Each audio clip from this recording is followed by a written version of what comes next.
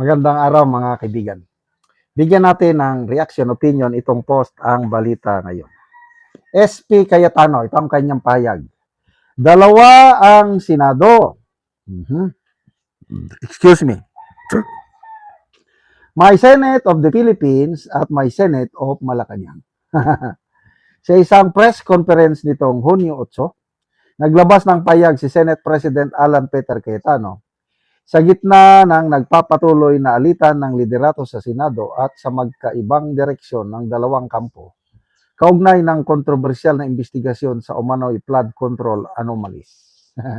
Kasi kanina, nagkaroon ng Blue Ribbon hearing ng legitimate na chairman, Blue Ribbon, Erwin Tulfo, kagalang-galang, kapita-pitagan, kapuri-puri, Erwin Tulfo, nangungwilyo.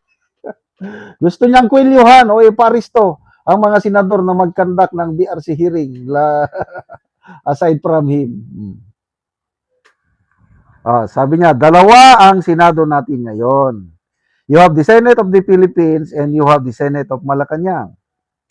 Ang pahayag ay kasunod ng naging deklarasyon ng Malacanang sa pamamagitan ni Jose Castro na si Senator Sherwin Gatchalian lamang ang kinikilala nitong liderato ng Senado. Iginit din ni Cayetano na tela mayroon na ring dalawang Blue Ribbon Committees na kumikilos sa Senado sa kasalukuyan. Yung isa ay Committee de Absuelto at ang kanyang main work is paano absueltuhin yung mga high officials ng bansa at yung isa naman na seeking the truth. Kasunod nito, nagbabala rin tungkol sa umano'y impluensya ng ehekutibong sangay sa Senado. As a nation, we have to decide if the Senate will be under the thumb of Malacanang. Maging tuta.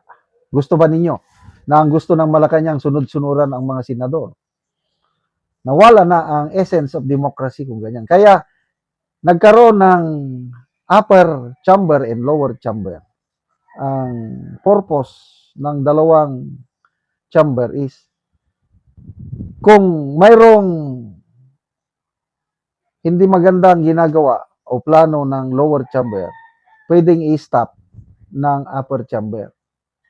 Kaya tingnan nyo yung charter change, People's Initiative noong 2024.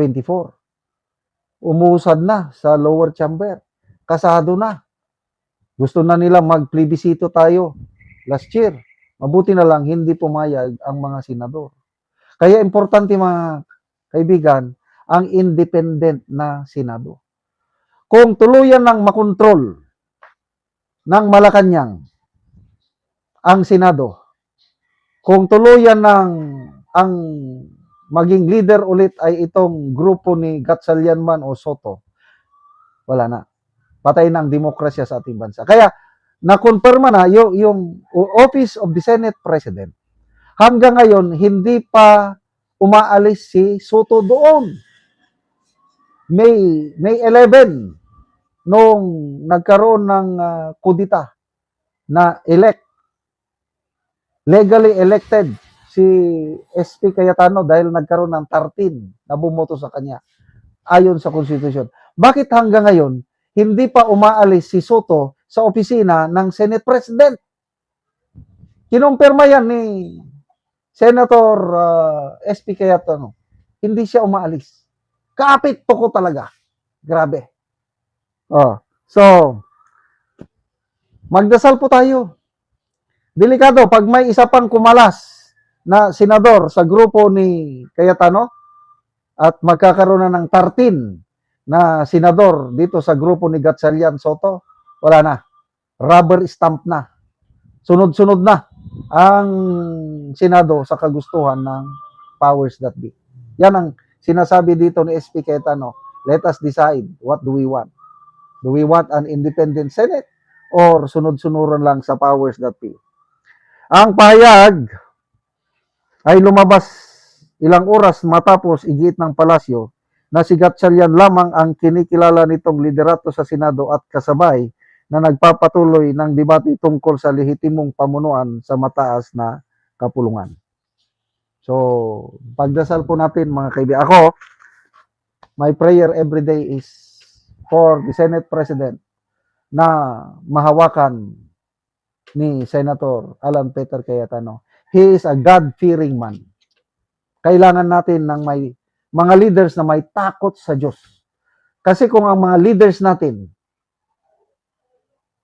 puro pera ang iniisip, puro sarili ang iniisip, kaya nagkakaroon ng korupsyon. Inuuna ang sarili, sariling bulsa, sariling karera sa politika, wala sa isipan nila yung taos-puso na magserbisyo, maglingkod sa taong bayan. Kaya nagkakahirap-hirap tayo ngayon dahil sa ganyang sistema sa ating gobyerno ngayon. We need leaders like Senator Cayetano, Senator Marcoleta, basta yung grupo nilang 12 ngayon. Yun ang tunay na may paninindigan. Especially Senator Bato and Senator Jinggoy Estrada.